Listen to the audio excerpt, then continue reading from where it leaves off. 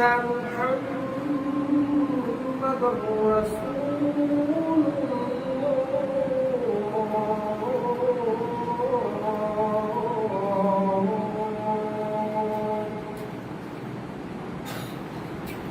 حي على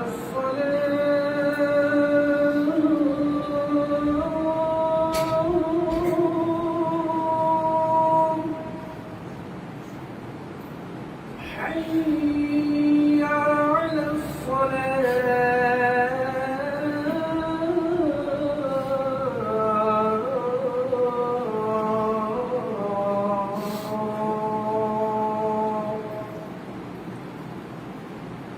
حي على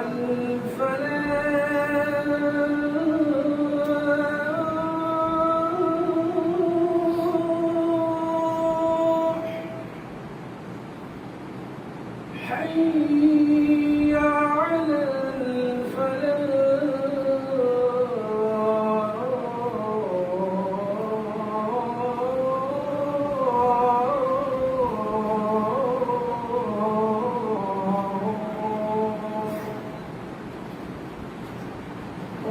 الله أكبر الله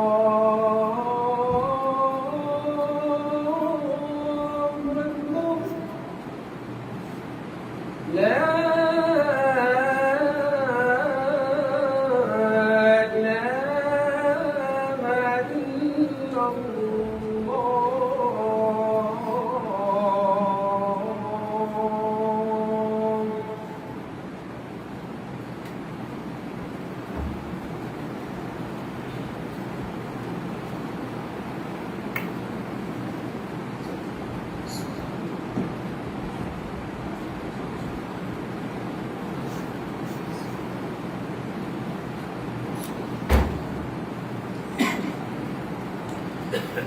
إن الحمد لله نحمده ونستعينه ونستغفره ونعوذ بالله من شرور أنفسنا ومن سيئات أعمالنا من يهده الله فلا مضل له ومن يضلل فلا هادي له وأشهد أن لا إله إلا الله وحده لا شريك له وأشهد أن محمدا عبده ورسوله يا أيها الذين آمنوا اتقوا الله حق تقاته ولا تموتن إلا وأنتم مسلمون يا أيها الناس اتقوا ربكم الذي خلقكم من نفس واحدة وخلق منها زوجها وبث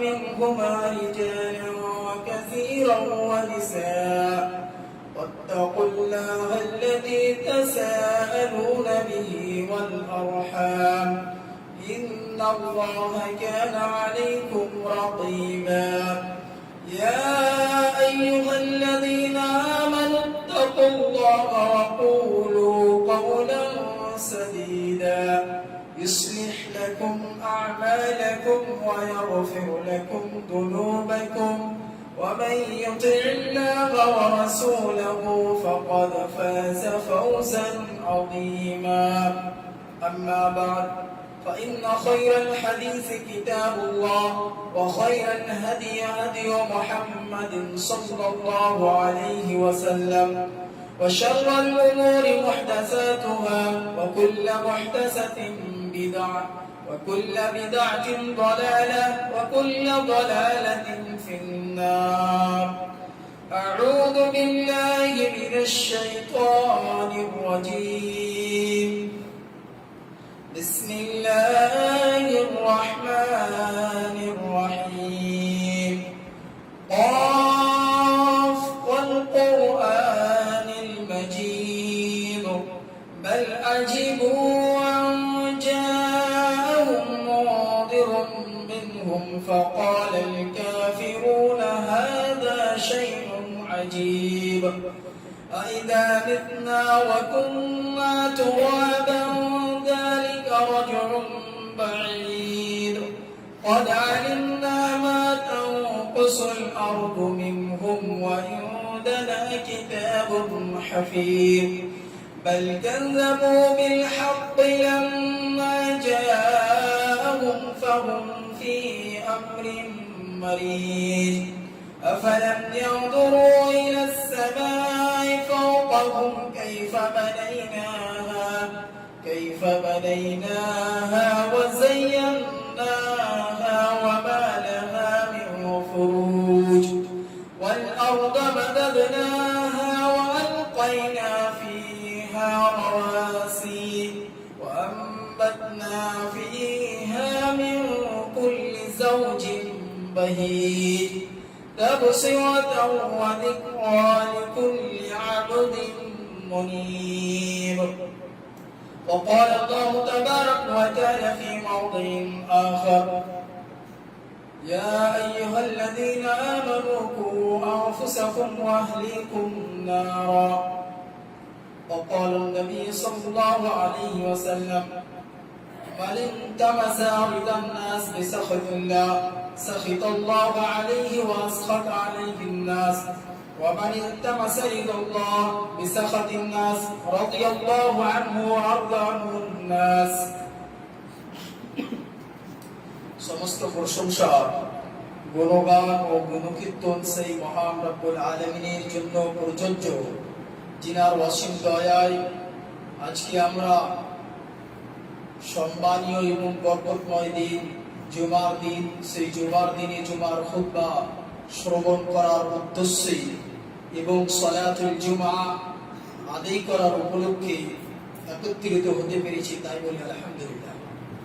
অতঃপর দরুদ ও সালাম বিবর্ষিত হোক নবী মুহাম্মদুর রাসূলুল্লাহ সাল্লাল্লাহু আলাইহি সাল্লামের প্রতি। আল্লাহুম্মা সাল্লি আলাইহি আল্লাহুম্মা বারিক আলাইহি। অত্র মসজিদের মুসাল্লিবৃন্দ, আজকে আমি যে বিষয়টি নিয়ে আপনাদের সম্মুখে উপস্থাপন করতে চাই সেটি হচ্ছে আমাদের সমাজে অশ্লীলতা এবং বিদআত ও খুরাফাত জন্ম নিয়েছে, তার কারণ কি এবং তাকে উৎখাত করার পদ্ধতি।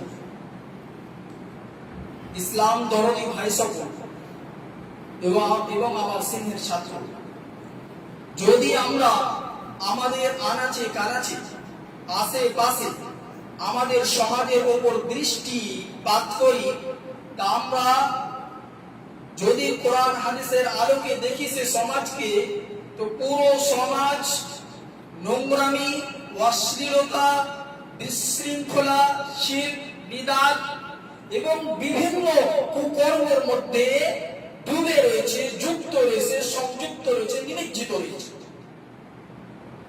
যার ফলে মানুষের মধ্যে সৎ কর্মের অ্যাক্টিভিটি চাইতে অসৎ কর্মের অ্যাক্টিভিটি বেশি রয়েছে। অসৎ কর্মের দিকে মানুষ বেশি ধাবিত, অগ্রসর এবং সেই দিকে বেশি ছুটাছুটি করে, এবং সৎ কর্মের দিকে মানুষ খুবই স্বল্প, নিন্দার মধ্যে, জাগ্রত নয়, অসচেতন। এর মূলত রিজন দুইটি, মূলত কারণ দুইটি রয়েছে। একটি হচ্ছে ইমানের দুর্বলতা, অপরটি হচ্ছে সতের আদেশ এবং অসৎ হইতে বিরত থাকা, অসৎ হইতে বিরত রাখা, এই কর্ম থেকে বিরত থাকা। ইমানের দুর্বলতার কারণেই আজকে মানুষ ইসলামের আসল চিত্রকে, ইসলামের আসল চিহ্নকে, তার বৈশিষ্ট্যকে, তার গুণাবলীকে হারিয়ে ফেলেছে।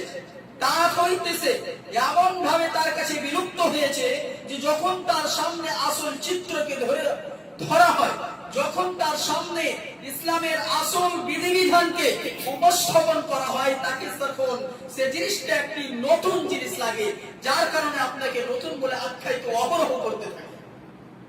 কারণ কি? ইমানের দুর্বলতা। ইমানের দুর্বলতার কারণে আপনি সতের দিকে যাননি, অসৎ করার কারণে আপনার অন্তরের মধ্যে একটি একটি করে কালো দাগ পড়ার কারণে পুরো অন্তরটা কালো হয়েছে।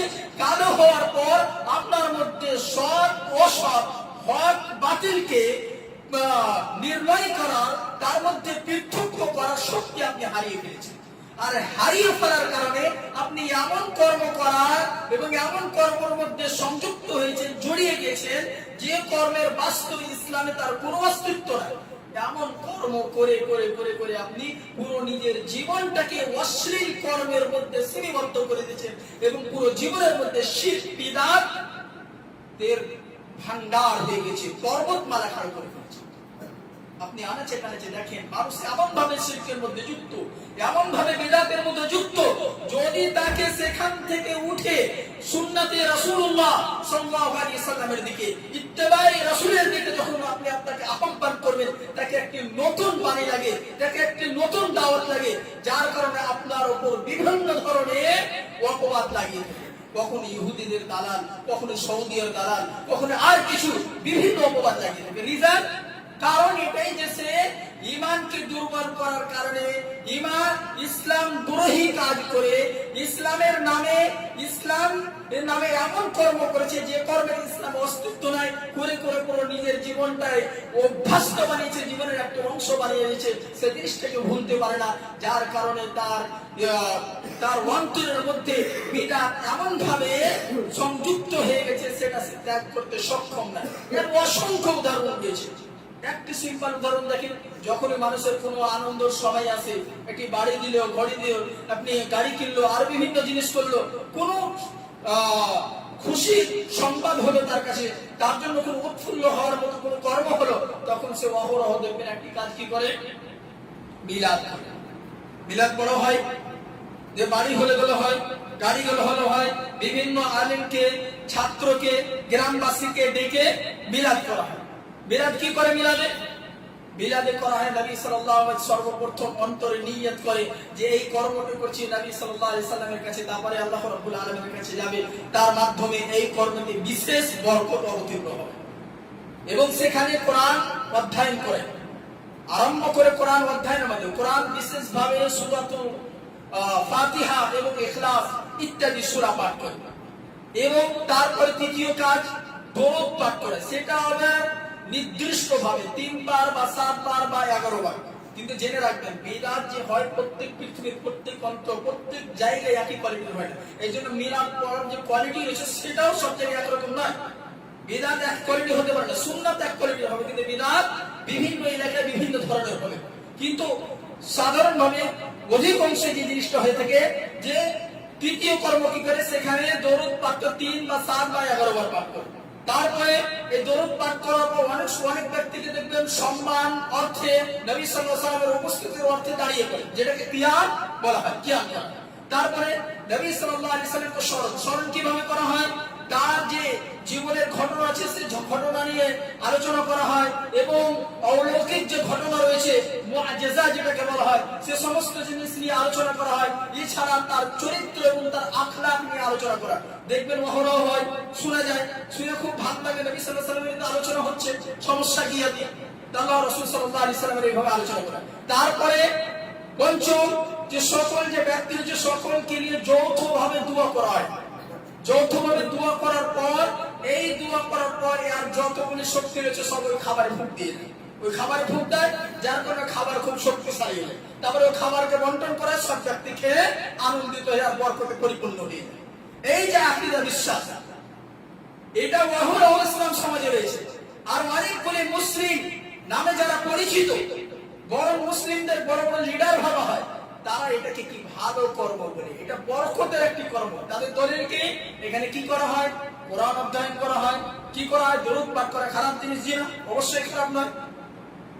তারপরে কি হয়, নবী সাল্লাল্লাহু আলাইহি সাল্লামের আখলাক চরিত্র নিয়ে আলোচনা হয়, যে আখলাক চরিত্রের ব্যাপারে আল্লাহ রাব্বুল আলামিন বলেছেন তোমাদের জন্য সর্বশ্রেষ্ঠ আইডিয়াল, সর্বশ্রেষ্ঠ তোমাদের জন্য যদি কোনো ব্যক্তি যা তুমি অনুসরণ করবে সে হয়তো সে মুহাম্মদ সাল্লাল্লাহু আলাইহি ওয়াসাল্লাম। সুতরাং তিনার ব্যাপারে আলোচনা করে, এটাও ভালো কাজ।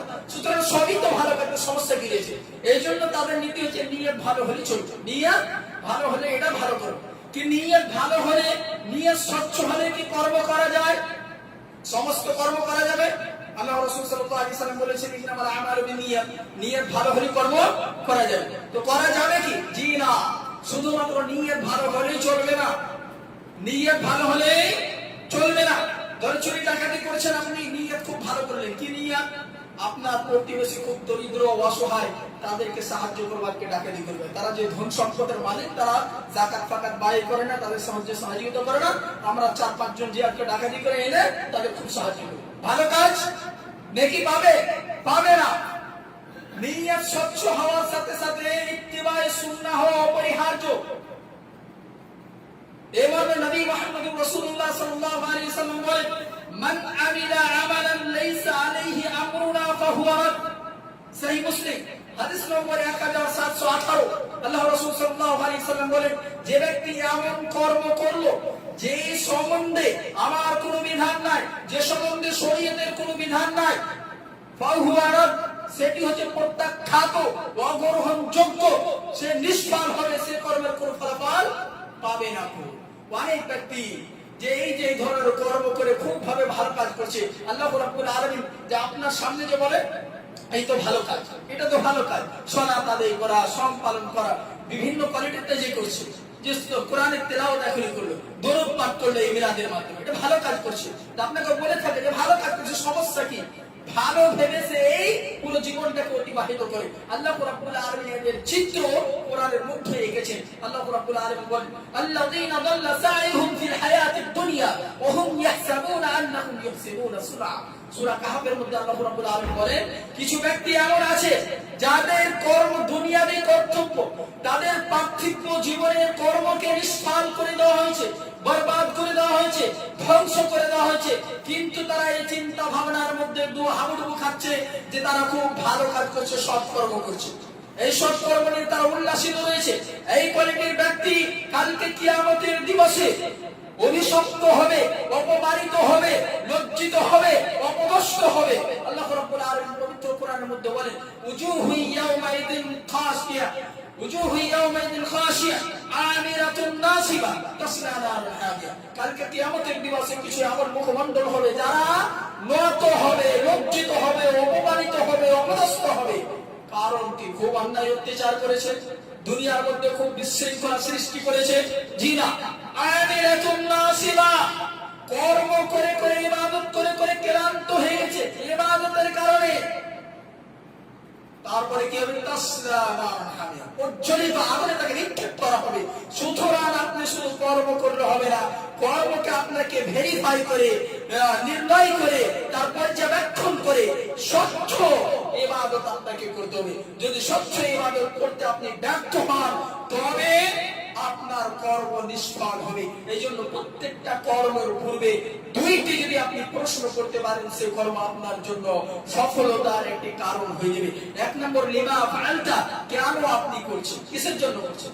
আপনার সমাজকে দেখানোর জন্য, আপনার পিতামাতাকে দেখানোর জন্য, নাকি আপনার কোন বড় ব্যক্তি আছে তার সান্নিধ্য অর্জন করার জন্য? কার জন্য করছেন? যদি তার প্রশ্নের উত্তর আছে আল্লাহ রাব্বুল আলামিনের সন্তুষ্টির জন্য, তার নৈকট্য অর্জনের জন্য আপনি করছেন, তবে আপনি নিশ্চিন্ত থাকেন। দ্বিতীয়, কাইফা ফাআলত, কিসের জন্য, মানে কোন পদ্ধতিতে, কিভাবে করছেন? যদি আপনি নবী মুহাম্মদ রাসূলুল্লাহ সাল্লাল্লাহু আলাইহি ওয়াসাল্লামের পদ্ধতি অনুযায়ী করছেন, তবে আপনি নিশ্চিন্ত থাকেন। আর এই ব্যতীত আপনার সমাজের ভয়ে আরো বিভিন্ন পদ্ধতিতে যদি আপনি করে থাকেন, আপনার ইমাম উলামায়ে আরো বিভিন্ন যে মানুষ বিভিন্ন পথ তৈরি করেছে, এই পথের অনুযায়ী যদি আপনি করে থাকেন, তবে আপনাকে চিন্তা ভাবনা করার প্রয়োজন রয়েছে। আর সেখান থেকে আপনাকে ক্ষান্ত হয়ে শুধুমাত্র নবী মুহাম্মদ রাসূলুল্লাহ সাল্লাল্লাহু আলাইহি ওয়াসাল্লামের পথ অনুযায়ী করার প্রয়োজন রয়েছে। যদি আপনি এই দুইটি জিনিস নির্ণয় করতে পারেন, একমাত্র উদ্দেশ্য হবে আল্লাহর জন্য, ইখলাসুল লিল্লাহিয়াত, দ্বিতীয় হবে ইত্তিবায়ে সুন্নাহ। যদি ইখলাসুল লিল্লাহিয়াত ও ইত্তিবায়ে সুন্নাহ কোন কর্মের মধ্যে সংযুক্ত হয়, সে কর্মটি আমালে সালেহ বলে প্রকাশ, আমালে সালেহ বলে সেটি স্বীকৃতি পায়। সৎ কর্ম সেটাই হবে যার মধ্যে ইখলাস থাকবে, ইত্তিবায়ে সুন্নাহ থাকবে। দুটার মধ্যে কোন একটি যদি না থাকে, সে কর্ম সৎ নয়। কিভাবে? সালাত দেখেন কত ভালো কর্ম। যদি আপনি সালাত আদায় করলেন আপনার পাশের ব্যক্তিকে দেখানোর জন্য, এই সালাত আপনার জন্য অভিশাপ হবে। এই সালাত আপনার জন্য অভিশাপ হবে। কালকে কিয়ামতের মাঠে যাদেরকে সর্বপ্রথম জাহান্নামে দেওয়া হবে, তাদের মধ্যে ওই ব্যক্তিদেরকে দেওয়া হবে যারা রিয়াকারি করেছে, যারা লোক দেখানোর জন্য করেছে। কোন কর্ম? ভালো কর্ম। অসৎ কর্ম মানুষকে দেখানোর জন্য করার সৎ কর্ম করেছে কিন্তু মানুষকে দেখানোর জন্য সে ব্যক্তিকে সর্বপ্রথম জাহান্নামে নিক্ষেপ করা হবে। সুতরাং বোঝা যাচ্ছে এই সমস্ত সৎকর্মকে অসৎকে বর্জন করার একটাই পদ্ধতি হচ্ছে যে আপনি দুইটি জিনিসকে স্বচ্ছ করেন, তবে আপনার সে কর্ম সৎ হয়ে যাবে। ঈদ মিলাদ, যেটা মিলাদ পড়া বললাম, এটা কি আর অস্তিত্ব কি কোরআন হাদিসে রয়েছে? সব কাজ তো ভালো হচ্ছে, নিয়ত স্বচ্ছ করে নিন, আল্লাহর নৈকট্যের জন্যই হবে। এর কোন অস্তিত্ব কি হাদিস কোরআনে রয়েছে? জি না, এর কোন অস্তিত্ব হাদিস কোরআনে নাই। সাহাবায়ে কেরাম রাদিয়াল্লাহু আলাইহিম আজমাইন, এই উম্মতের সর্বস্বর্ণ ব্যক্তি, তাদের জীবনে কখনো এটা দেখা যায়নি তারা কোনো খাদ্য বা কোনো জিনিসের উপর মিলাদ এইভাবে বিশেষভাবে পাক করা কখনোই করেনি। কোনো খাবারের মধ্যে বিশেষ পদ্ধতি, বিশেষ জিকির আজকারের মাধ্যমে সেটাকে বরকতময় করেছে, এর কোনো মানচিত্র নাই, এর কোনো অস্তিত্ব নাই। সুতরাং এই কর্ম যখন সাহাবায়ে কেরাম করে তখন আপনার করা যাবে না। বরং সাহাবায়ে কেরাম রাদিয়াল্লাহু আলাইহিম আজমাইন এই ধরনের নতুন কর্ম আবিষ্কার করা হইতে সতর্ক করতে যাতে না বলে। হযরত আব্দুল্লাহ বিন মাসউদ রাদিয়াল্লাহু তাআলা আনহু তিনি বর্ণনা করেন যে একদা তিনি এক মসজিদে যান, যে মসজিদে হালকা বানিয়ে কিছু কিছু ব্যক্তি গোলাকার হয়ে সেখানে কিছু পাথর বা কিছু নিয়ে তারা তাসবিহ তাহলিল করছে। এই কর্ম দেখে তারাকে বলে, কেন করছো এই কর্ম? তারা বলে, এখানে কোনো খারাপ কর্ম তো করছি না, আমরা আল্লাহর জিকির আজকার, তার বরকত বর্ণনা করছি, তার পবিত্রতা বর্ণনা করছি। আল্লাহর রাসূল সাল্লাল্লাহু আলাইহি সাল্লাম সাহাবী বলেন, হযরত আব্দুল্লাহ বিন মাসউদ, যে কর্ম সাহাবা করেনি, যারা সত্যি ইসলামকে বেশি বুঝেছে, আল্লাহর রাসূল সাল্লাল্লাহু আলাইহি সাল্লামের শহীদ ছাত্র ছিল, তারা যখন করেনি তারপরে যেটা করছে এটা কখনোই সেটা সৎ হতে পারে না, তার এটা ভবিষ্যৎ পর বরবাদ হওয়ার রিজন হতে পারে, কখনোই সেটা সৎ হতে পারে না। এইজন্য আব্দুল্লাহ বিন মাসউদ রাদিয়াল্লাহু তাআলা তিনি বলতেন, ইত্তাবিউ ওয়া লা তাবতাদিউ ফাকাদ কুফিতুম আলাইকুম বিল আমরি লাতীফ।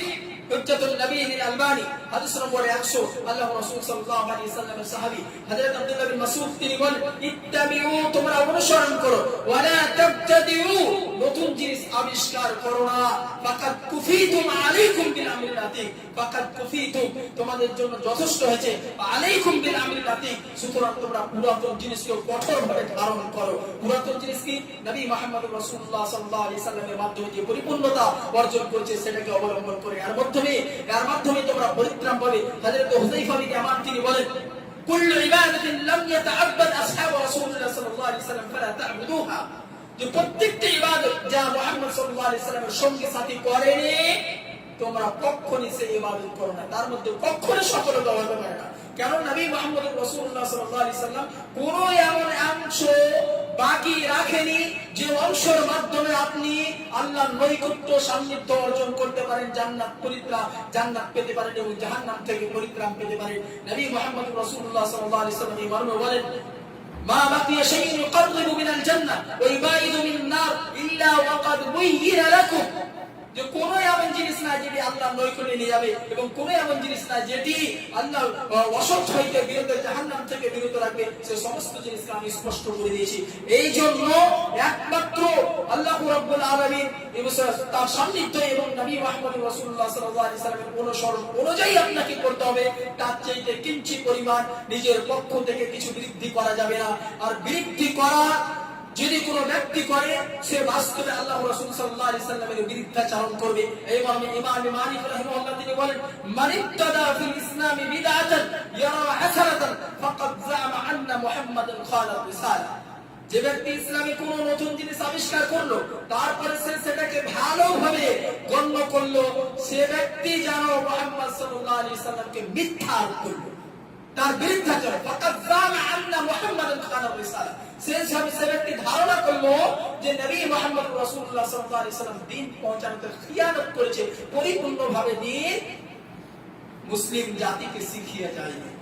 তার শেষে তিনি বলেন, লা ইয়াসলু আখিরু হাদিহি উম্মাহ ইল্লা বিমা সালুহা বিহি আউয়ালুহা, এই উম্মতের শেষ ব্যক্তিরা সফল হতে পারে না কিন্তু এই সমস্ত জিনিসের মাধ্যমে যে এই উম্মতের প্রথম ব্যক্তিরা সফল হয়েছে। আর প্রথম ব্যক্তি কি হচ্ছে? সাহাবায়ে কিরাম রাদিয়াল্লাহু আলাইহিম আজমাইন। ফামা লাম ইয়াকুন ইয়াওমাইদিন দীনান লা ইয়াকুনু আল-ইয়াওম দীনান, সে যুগে যেটা দিন বলে আখ্যায়িত ছিল না, সে যুগে যেটা দিন বলে বর্ণিত ছিল না, আজকের যুগেও সেটা দিন বলে গণ্য হতে পারে না। সুতরাং নিজের পক্ষ থেকে রচিত কোনো জিনিসকে চালানো এটা ইসলামের অংশ হতে পারে না। এইভাবে আমরা বিভিন্ন ধরনের একটি বিদাতের উদাহরণ দিয়ে সেটাকে খণ্ডন করতে যে আমি এই সমস্ত বাণী বললাম, এটা সমস্ত বিদাতকে খণ্ডন করার জন্য যথেষ্ট। আপনি দুইটি মাত্র এত লম্বা চওড়া খুতবা যদি আপনি মুখস্থ না রাখতে পারেন, দুইটি জিনিস মনে রাখেন। আপনাকে কাজ করতে হবে, প্রত্যেকটা কাজের পূর্বে আপনি দুইটি প্রশ্ন করেন। আপনি কেন করছেন? যদি আল্লাহর জন্য করছেন আপনি নিশ্চিন্ত থাকেন। কি পদ্ধতিতে করছেন? যদি মুহাম্মদ সাল্লাল্লাহু আলাইহি সাল্লামের পদ্ধতি করছেন তবে আপনি নিশ্চিন্ত থাকেন। এই ব্যতীত যদি ভিন্ন কোনো দিকে যদি আপনার মত এবং পথ আছে, অবশ্যই আপনাকে সঙ্গে সঙ্গে সেটা বর্জন করার প্রয়োজন রয়েছে।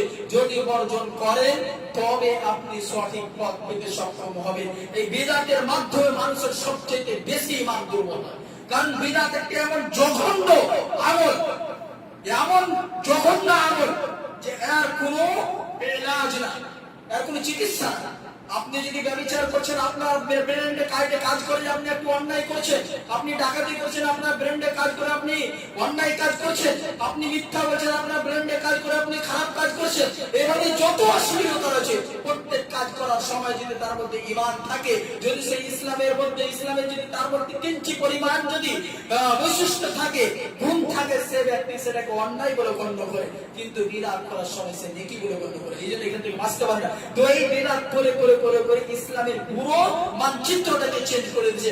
এর মাধ্যমে মানুষের ঈমান এত দুর্বলতা হয়েছে, যার কারণে পুরো সমাজ অশ্লীলতার মধ্যে ডুবে পড়েছে। সুতরাং আমাদেরকে বিদআত এবং শিরক থেকে মুক্ত হতে হবে। যতক্ষণ পর্যন্ত মুক্ত হব না, আমি নিজেকে সুরক্ষিত রাখতে পারি না এবং অশ্লীলতা হইতে আমি নিজেকে বিরত রাখতে সক্ষম হতে পারি না। ওই জন্য অবশ্যই শিরক বিদআতকে বর্জন করার মাধ্যমে আপনার ঈমান একমাত্র কঠোর হতে পারে, অটল হতে পারে, আপনি একটি সফল ব্যক্তি হতে পারেন। সফল ব্যক্তি হওয়ার পর এই সমাজ থেকে অশ্লীলতাকে দূর করার দ্বিতীয় কারণ হচ্ছে সৎ কাজের আদেশ অসৎ হইতে বিরত রাখা। আপনি যে স্বচ্ছ হয়ে গেলেন, আপনি পরিষ্কার হয়ে গেলেন, আপনি মুআহ্হিদ হয়ে গেলেন, আপনি সৎ পথের উপর ধাবিত হয়ে গেলেন, চলমান হয়ে গেলেন, তারপরে কি আপনার দায়িত্ব ক্ষান্ত? তারপরে কি আপনার দায়িত্ব শেষ হয়ে যায়? জি না, আপনার তারপরেও দায়িত্ব রয়েছে।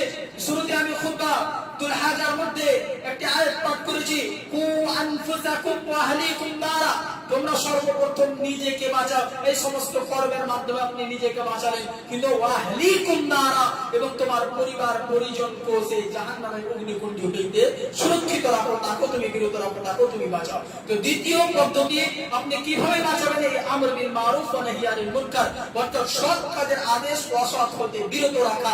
এর মাধ্যমে আপনি এটাকে সফল বাস্তবায়ন করতে সক্ষম হবেন। নবী মুহাম্মদুর রাসূলুল্লাহ সাল্লাল্লাহু আলাইহি ওয়াসাল্লাম এই মর্মে বলেন, কুল্লুকুম রাঈন ওয়া কুল্লুকুম মাসউলুন আন রাইয়াতিহি, প্রত্যেকটা ব্যক্তি হচ্ছে দায়িত্বশীল, আর প্রত্যেকটা ব্যক্তির দায়িত্ব সম্পর্কে তাকে জিজ্ঞাসাবাদ করা হবে।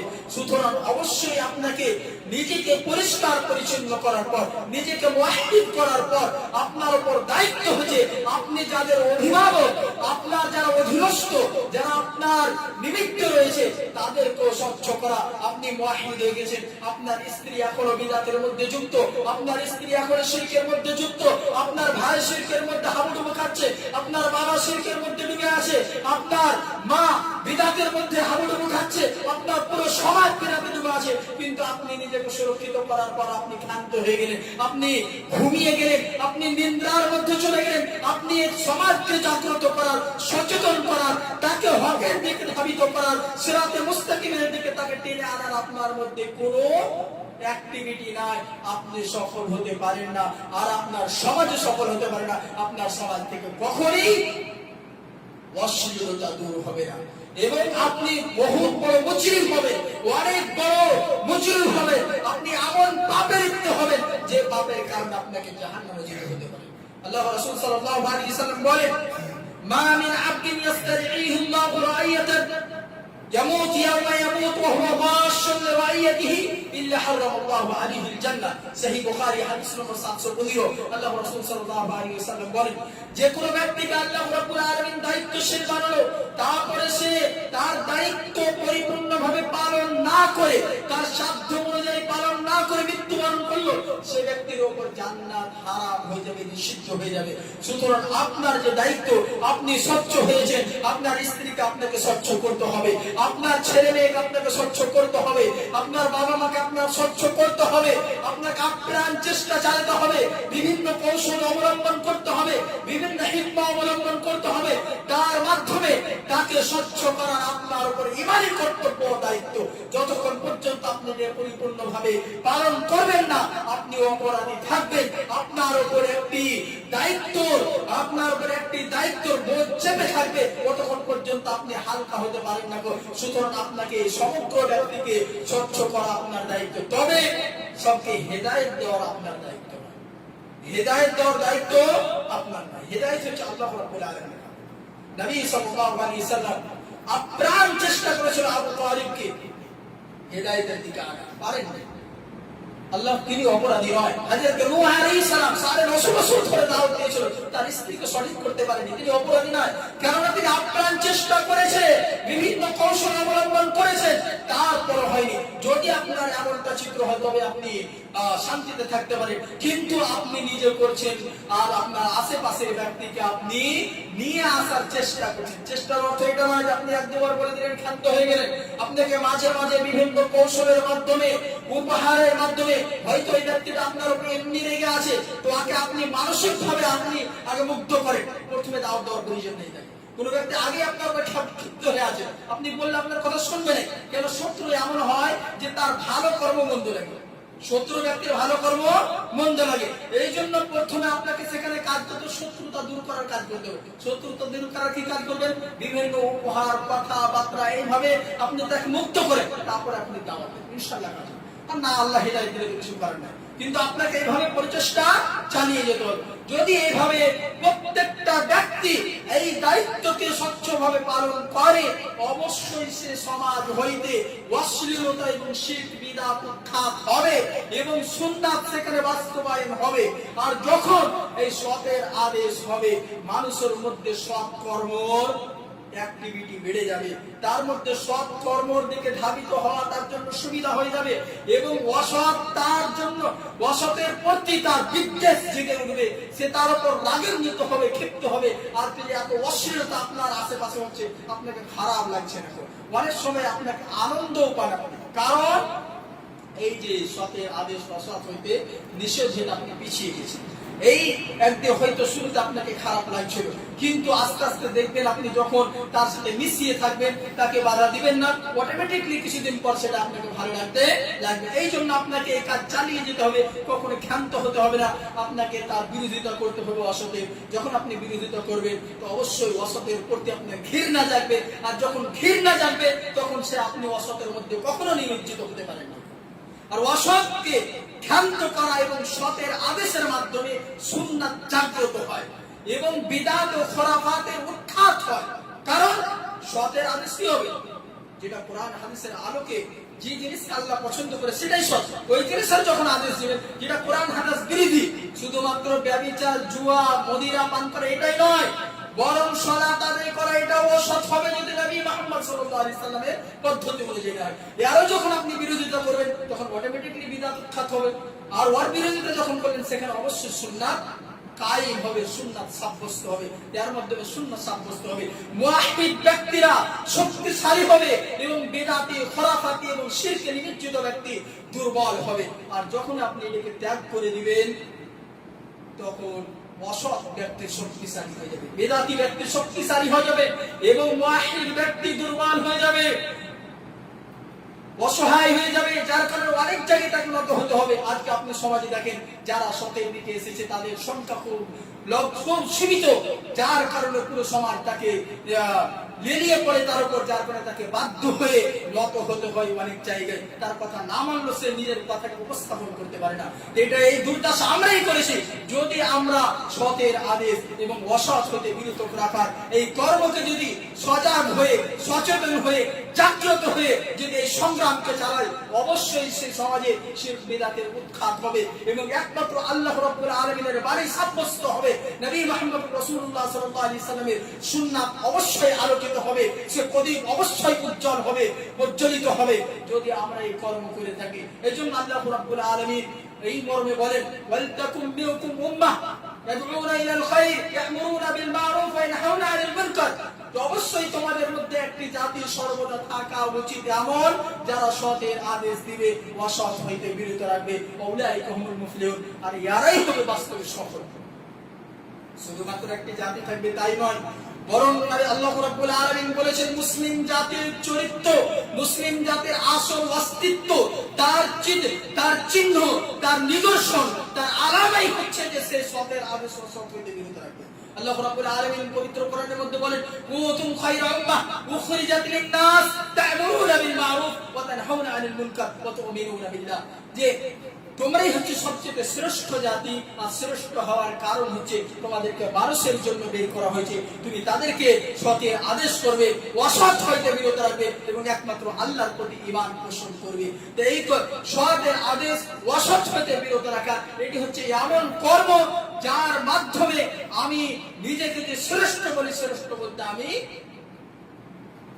বাস্তব হব, অন্যথায় আমি মিথ্যক হব। যদি আমি এই কাজ করছি না আর নিজেকে সর্বশ্রেষ্ঠ জাতি বলি, মুসলিমকে আল্লাহ সর্বশ্রেষ্ঠ জাতি বলেছে, কিন্তু তার দায়িত্ব বলেছে, সে দায়িত্ব পালন করার পরে আপনি সবচেয়ে শ্রেষ্ঠ হবেন, অন্যথায় আপনি সবচেয়ে শ্রেষ্ঠ হতে পারেন না। সুতরাং আপনার আমার ইমানি কর্তব্য হচ্ছে যার যতটা সাধ্য অনুযায়ী অবশ্যই এই সংগ্রামকে চালিয়ে যেতে হবে। যদি চালাতে সক্ষম হয়, অবশ্যই সমাজ থেকে শিরক ও বিদআত এবং বিভিন্ন ধরনের যে খোরাফাত রয়েছে সমস্ত জিনিস বিদায় নেবে, তার উৎখাত হবে, সে জ্বর থেকে উঠে পড়বে। আর যদি আমরা ব্যর্থ হই, অবশ্যই সমাজ আমার উপর চেপে যাবে, আর আমি সৎ কাজ করতে আমি কিঞ্চি বোধ করবো যে আজকে দুর্দশা হয়ে আছে। এই জন্য প্রত্যেকটা ব্যক্তিকে সাধ্য অনুযায়ী করা উচিত। আল্লাহ রাসূল সাল্লাল্লাহু আলাইহি সাল্লাম বলেন, মান রাআ মিনকুম মুনকার ফালইউগাইয়িরু বিয়াদি ফাইন লাম ইস্তাতি ফাবিলিসানি ফাইন লাম ইস্তাতি ফাবিকলবি ওয়া যালিকা আযফুল ঈমান। যে কোনো ব্যক্তি অসৎ কাজকে দেখবে, মুনকারকে দেখবে, যখনই শরীয়ত বিরোধী কোনো কাজ দেখবে, তখন যদি তার হাত দ্বারা তার বিরোধিতা করে, হাতে যদি সক্ষম না হয়, সে ব্যক্তি শক্তি দ্বারা যদি সক্ষম না হয়, কথার দ্বারা সে ব্যক্তি তার বিরোধিতা করবে, তাও যদি সক্ষম না হয়, সে তার অন্তর দ্বারা তার বিরোধিতা করবে, অন্তরে তার ঘৃণা পোষণ করবে এবং সেটাকে উৎখাত করার জন্য সে মানুষ জোগাড় করে সেটাকে উৎখাত করার চেষ্টা করবে। যদি এমনটা থাকে, তবে জেনে রাখবেন আপনার মধ্যে ঈমান রয়েছে। আর যদি অসৎকে দেখে আপনার ঘৃণাও না হয়, জেনে রাখবেন আপনার কাছ থেকে ঈমান বিদায় নিয়েছে, আপনার কাছে আর ঈমান না। সুতরাং এই কাজ অবশ্যই করতে হবে, অন্যথায় আপনি মৃত্যু বলে জীবিত অবস্থায় আখ্যায়িত হবেন। হযরত আব্দুল্লাহ বিন মাসউদ রাদিয়াল্লাহু তাআলা আনহুকে জিজ্ঞাসা করা হয়, জীবিত ব্যক্তি কেউ কি মৃত্যু হতে পারে? আল্লাহ হযরত আব্দুল্লাহ বিন মাসউদ বলেন, আল্লাযী লা ইয়ারিফু মারুফ ওয়া লা ইনকিরু মুনকার। যে ব্যক্তি মারুফকে চিনে না এবং মুনকারকে জানে না, সে ব্যক্তি হচ্ছে জীবিত মৃত্যু। যদি আপনাকে মুনকার দেখে, অসৎ দেখেও ঘৃণা না যাচ্ছে, সতের জন্য আপনিও জাগ্রত হচ্ছেন না, তবে জেনে রাখবেন আপনি জীবিত অবস্থায় মৃত্যুবরণ করেছেন। আপনার বডি চলছে, আপনার প্রাণ নাই, প্রাণহীন বডি হয়ে গেছেন আপনি। সুতরাং অবশ্যই আপনাকে সতের আদেশ ও সৎ হতে নিষেধ করার কাজ, এই সংগ্রাম চালিয়ে যেতে হবে। অন্যথায় একটি সিচুয়েশন এমন আসবে যে আপনার দোয়া, আপনার আল্লাহর কাছে কামনা বাসনা করে, এটাও গৃহীত হবে না। আল্লাহ রাসূল সাল্লাল্লাহু আলাইহি সাল্লাম হাদিসের মধ্যে বলেন, মুরু বিল মা'রুফ ওয়া নাহু আনিল মুনকার ক্বাবলা আন তাদউ ফালা ইস্তাজাব লাকুম। সুনান ইবনে মাজাহ হাদিস নম্বর 4004।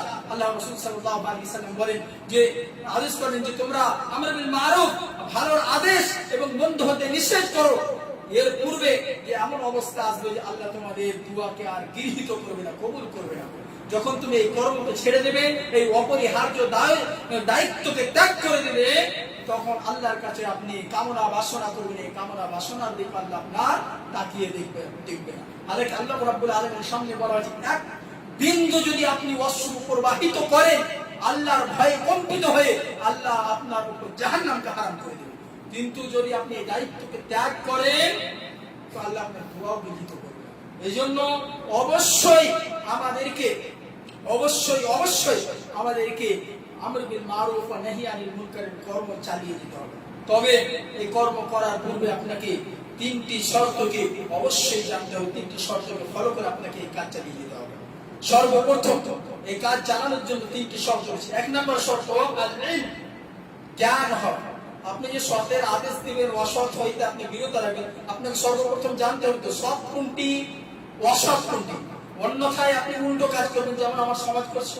ধরেন কেউ কোনো ব্যক্তির আসলে পদ্ধতি অনুযায়ী সালাত আদায় করছে, আরে তোমার ঈমান চলে গেছে, এটা অসতের নিজে অসৎ হইতেছে, কি হচ্ছে বিরত রাখছে মানুষকে, কিন্তু বাস্তবে এটা সৎ হইতে বিরত রেখেছে।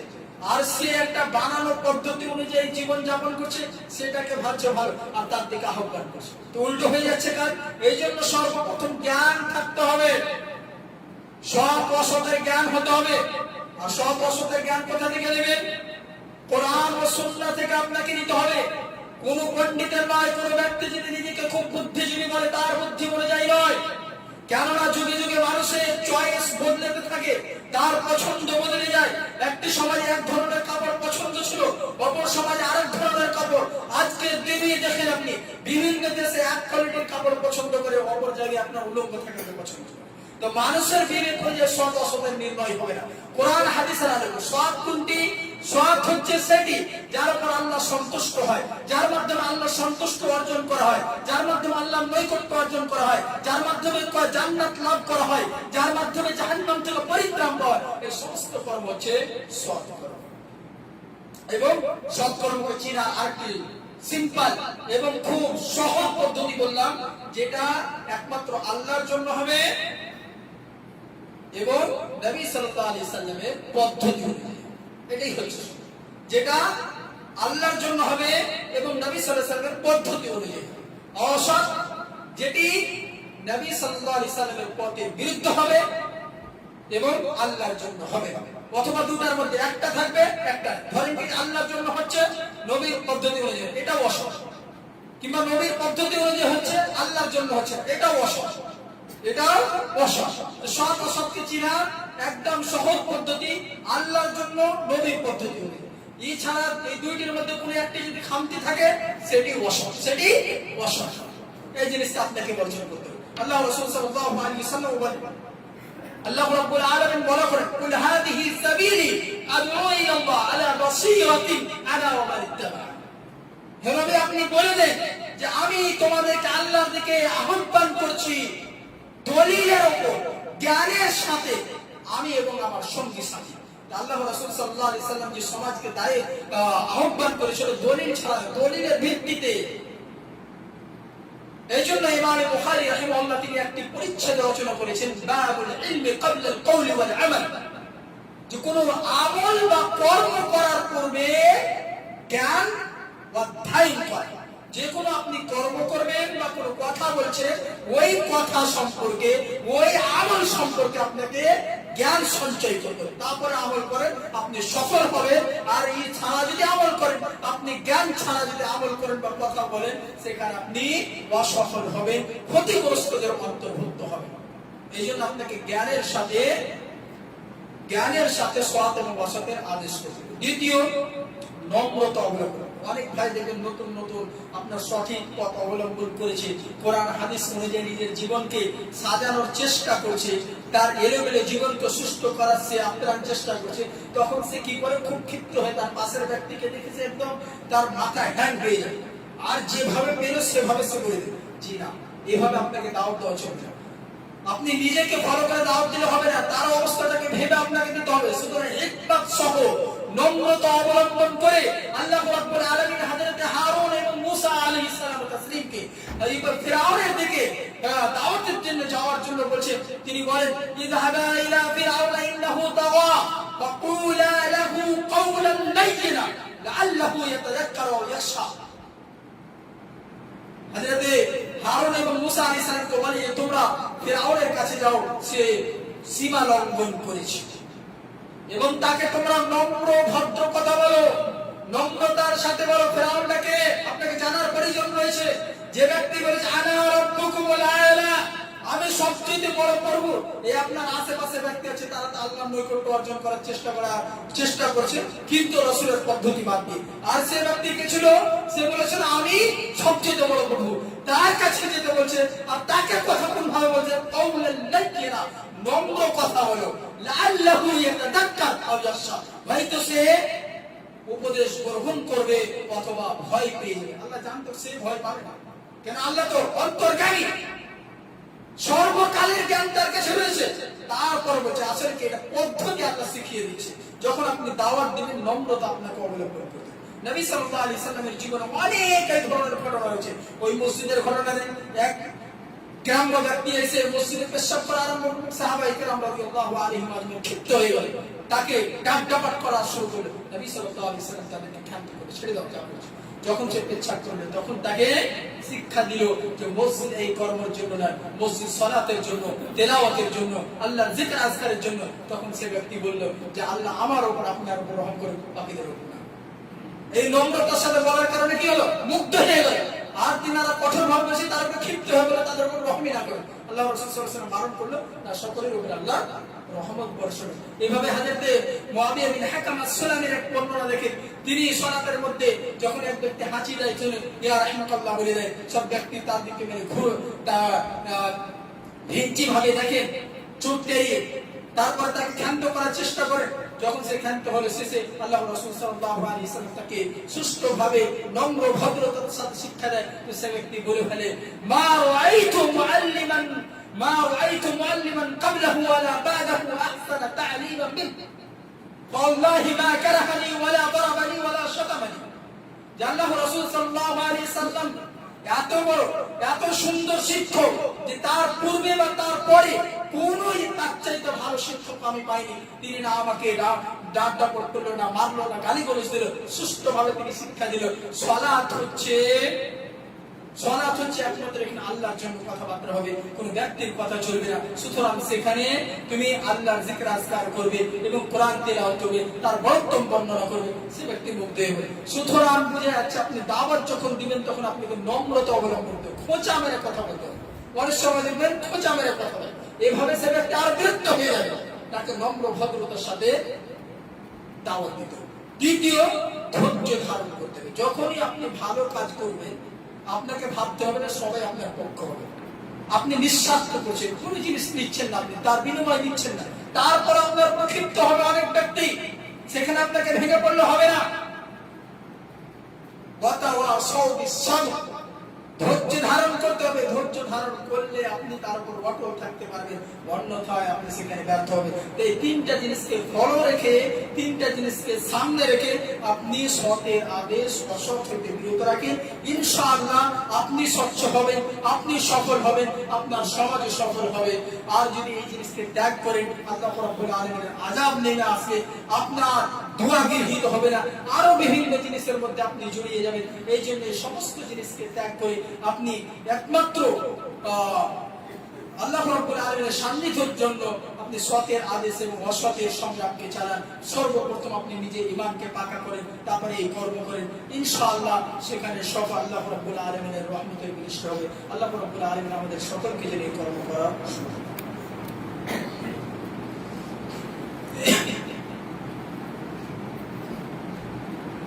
الحمد لله وحده والصلاة والسلام على من لا نبي بعده أما بعد أعوذ بالله من الشيطان الرجيم بسم الله الرحمن الرحيم قل هو الله أحد الله الصمد لم يلد ولم يولد ولم يكن له كفوا أحد। আজকে মানুষ যে ভালো কর্ম থেকে বিরত থাকা বা তার মধ্যে আল্লাহর নৈকট্য অর্জন করা, সৎ হইতে বিরত থাকা একটি কারণ হয় মানুষের নৈকট্য অর্জন। যদি এই কাজ বলি, এই কথা বলি, তো হয়তো সে ক্ষিপ্ত হয়ে যাবে। এই সন্দেহ নিয়ে আমরা মুদাহিনাত অবলম্বন করছি।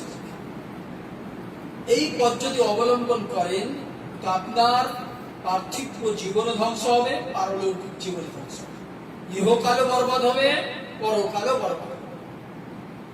এই মর্মে আল্লাহ রাসূল সাল্লাল্লাহু আলাইহি ওয়াসাল্লাম বলেন, মান ইলতামাসা রিদান নাস বিসাখাতিল্লাহ সাখিতাল্লাহু আলাইহি ওয়া সাখাতা আলাইহিন নাস ওয়া মান ইলতামাসা রিদাল্লাহ বিসাখাতিন নাস রাদিয়াল্লাহু আনহু ওয়া আরদা আনহুন নাস।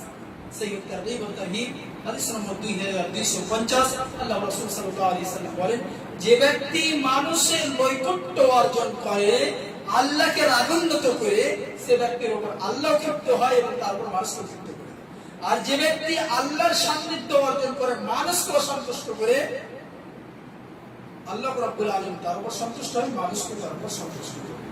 মানুষকে অসন্তুষ্ট করার অর্থ এটা নয় যে ভালো কাজে আপনি তাকে অসন্তুষ্ট করেন। হয়তো কি হলো, আপনার ভাই আছে, আপনার বোন আছে, বা আপনার স্ত্রী আছে, যখন সে একটি বিদআতের মধ্যে জড়িয়ে আছে বা শিরকের মধ্যে জড়িয়ে আছে, সালাত আদায় করে না, হ্যাঁ, পর্দা করে না, আপনি তাকে বলেন না তোমাকে 5 ওয়াক্ত সালাত আদায় করতে হবে বা পর্দা করতে হবে। আপনার বোনকে বললেন, ভাই বসে ক্ষিপ্ত হয়ে গেল, রেগে গেল, তো তার ভয় আপনি বললেন, তাকে বলছেন। আপনার ছেলে, আপনি বৃদ্ধ হয়ে গেছে, আপনার ছেলে খুব পয়সা কামাচ্ছে, সে ব্যক্তি ফজরের সালাতে আসে না, জোহরের সালাতে, কোনো সালাতে আসে না, ভালো কাজের দিকে যাচ্ছে না, আপনার কিন্তু টাকা পয়সা দেয়, আপনি ভয়ে বলছেন না। যদি আমি বলি, সে যদি রেগে যায়, তখন আমার পয়সাই বন্ধ করে দেবে, হ্যাঁ, তখন কিভাবে চলবে? অনেক এই ধরনের দৃশ্য রয়েছে। এই যে ভয় নিয়ে যখন আপনি কাজ করবেন, দেখেন একটা সময় আপনাকে অসহায় করবে, আমাকে আর কিছু দিবে না, আপনার ইহকালে গেল, পরকালে গেল। সুতরাং মানুষকে ভয় করে কোনো কাজ করার প্রয়োজন না।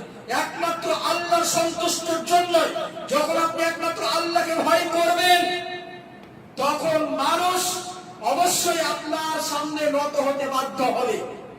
যে ব্যক্তি একমাত্র আল্লাহকে ভয় করে, পৃথিবীর কাউকে ভয় করে না। আর যে পৃথিবী আল্লাহকে ব্যতীত ভিন্ন ব্যক্তিকে ভয় করবে, সে সকলকে ভয় করবে। আজকে আমার যে গैर মুসলিম ভাইদের অবস্থা কেন হয়েছে, যে প্রত্যেক দিন একটা একটা করে মাবুদ বেড়ে যাচ্ছে, আল্লাহর ভয় না হয়ে সৃষ্টির ভয় হচ্ছে, খালিকের ভয়, স্রষ্টার ভয় না হয়ে সৃষ্টির ভয়। ওই জন্য প্রত্যেক দিন একটা একটা করে মাবুদ বেড়ে যাচ্ছে। একে ভয় করছে, একে সন্তুষ্ট না করলে ক্ষিপ্ত হয়ে, একে না করলে ক্ষিপ্ত হয়ে, সবাই এত হয়ে গেছে, দিন থেকে বেশি মাবুদ হয়ে গেছে। সুতরাং একমাত্র আল্লাহকে ভয় করে কাজ করেন, ইনশাআল্লাহ সফল হবেন। আর যদি ব্যতীত ভিন্নকে ভয় করে, চিরজীবন ভয়ে যাবেন, ইহকালে যাবে, পরকালে যাবে। আল্লাহ রাব্বুল আলামিনের কাছে সর্বশেষে এটাই আমি দোয়া করি, ইলাহুল আলামিন, শুধুমাত্র একমাত্র তোমার জন্য পুরো জীবনটা উৎসর্গ করার তুমি আমাদেরকে সুমতি দান করো, যাতে করে আমরা পরকালে সফল হতে পারি, জান্নাতি হতে পারি, জান্নাতীদের সদস্য হতে পারি এবং জাহান্নাম থেকে নিজেকে মুক্ত করতে পারি। আকুলু কওলি হাযা আস্তাগফিরুল্লাহ লি ওয়া লাকুম ওয়া লিসাইরিল মুসলিমিনা মিন কুল্লি যামব। আসসালামু আলাইকুম।